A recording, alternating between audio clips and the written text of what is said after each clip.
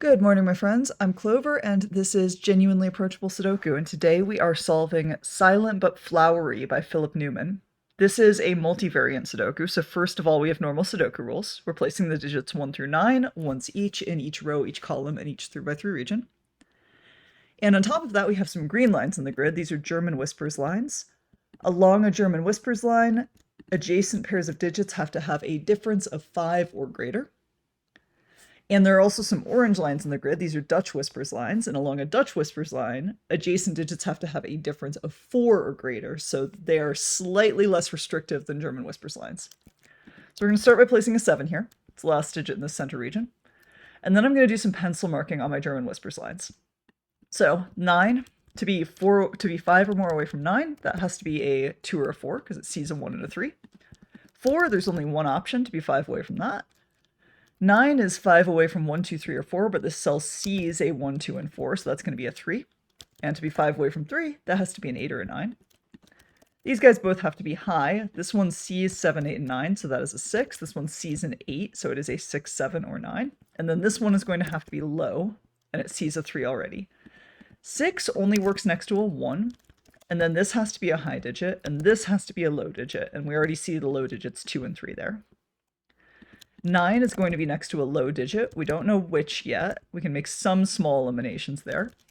And then that has to be a high digit, either 6, 7, or 8. Now if we look at our Dutch whispers lines, 5 can only be next to a 1 or a 9. So that's a 1 or a 9. 6 can only be next to a 1 or a 2, and there's already a 1 there, so that's going to be our 2. 5, we can place a 1 and a 9 because those two cells see a 1 and a 9. This has to be 1, 2, 3, 4, 5, and it is not 2 or 3. 2 is going to be with a 6, 7, 8, or 9, and it already sees an 8 and a 9 there. That makes this 1, 2, or 3, and there's a 1 in this row already, so that's going to be a 1. There's also a 1 right there, so we actually have a 2, 3 pair there that's going to be useful later. To be 4 away from 2 or 3, we have to be at least 6, so that's going to be either a 6 or a 7. We have to be 5 away from 8 here, so that's going to be 1, 2, or 3. It already sees a 1 and a 2, so that's a 3, which resolves this. Now these guys are going to be 7, 8, and 9 to finish the column. Those can't be 8. That has to be my 8.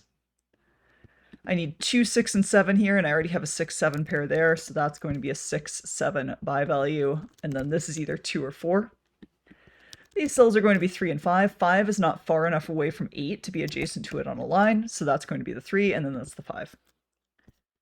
This cell is adjacent to the 8, so that is 1, 2, 3, or 4, and it sees a 4, and it also sees a 2 and a 3 below it, so that's now a 1, making this a 9, and making this an 8.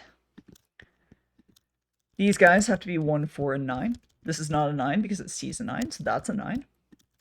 Now this isn't a 9. And now neither of these two options, 6 or 7, neither of them are far enough away from 4. So that must be our 1, and that's the 4. Now, that's not a 1, and therefore this is not a 6, and it's also not a 9. So that has to be a 7. 7 can't be next to 4, so it must be next to a 2. There's a 9 there, so this is now a 7. 7 can only be next to 1, 2, or 3, so that's a 3. 3 can only be next to 7, 8, or 9. And there's already a 9 right there. In this column, we need 4, 5, and 8. We already have an 8 in the bottom row, so that's now our 8. Now we need an 8 in row 3. We're going to put it there, and then that'll be a 5. These digits are going to be 5, 6, 7, and 8. Those guys can't be 8. That can't be a 5. Any of these would be okay with the 1 there, unfortunately.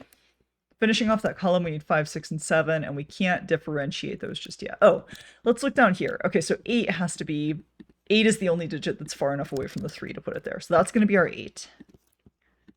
Now these are going to be 5, 6, and 7 to finish the row. This one sees a 5 and a 6, so that's a 7. That's now a 6 by Sudoku. That makes this a 7. It makes this a 5. So we now have kind of a 6, 7 pair there. That's going to be a 1. That's a 4 or a 5. Okay, here I need 1, 4, 6, and 9. That places a 6 and a 9, making this an 8 and a 7. I'm placing my 6. I have a 5 now there, which resolves this. Here I need a 2, a 3, a 5, and an 8. 5, 8, 3, 2. These are going to be 4 and 7. And these are going to be 1 and 9, which resolve. And finishing off with classic Sudoku, we need a 3 and a 6 here, and a 2 and a 5. And that is how you solve Philip Newman's Silent but Flowery. Hope you guys enjoyed that one. The link to try it yourself is in the description of this video, and I will see you again in 3 days.